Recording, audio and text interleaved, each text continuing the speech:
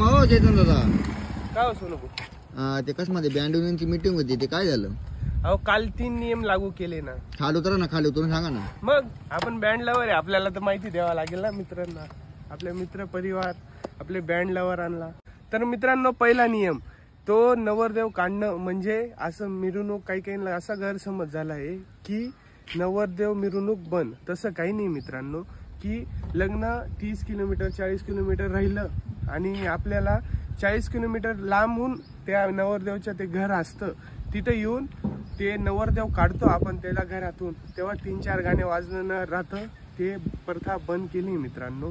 तर काही गैरसमज काही लोकांना असं झालं आहे की नवरदेवची मिरवणूक असते ती लग्नाच्या दिवशी दुपारी, ती मिरवणूक बंद असं ऐकू आलेलं आहे लोकांना काहीला. तसं काही नाही मित्रांनो, की नवरदेव हा घरातून निघतो तेव्हा ती प्रथा बंद करण्यात आलेली.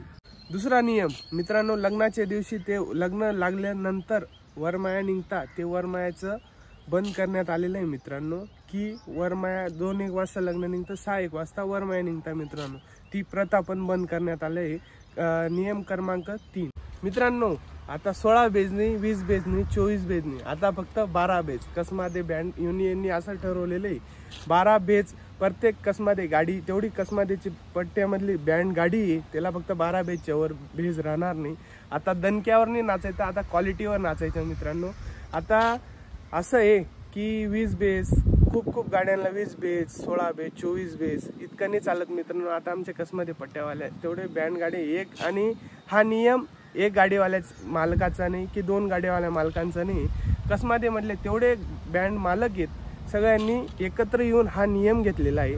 आणि कोणी गैरसमज करू नये, हा मेसेज फक्त तुमच्यापर्यंत पोचवायचा होता म्हणून हा व्हिडिओ आहे. तुम्ही सहमत असाल तर जास्त शेअर करा आणि लाईक करा मित्रांनो ह्या व्हिडिओला.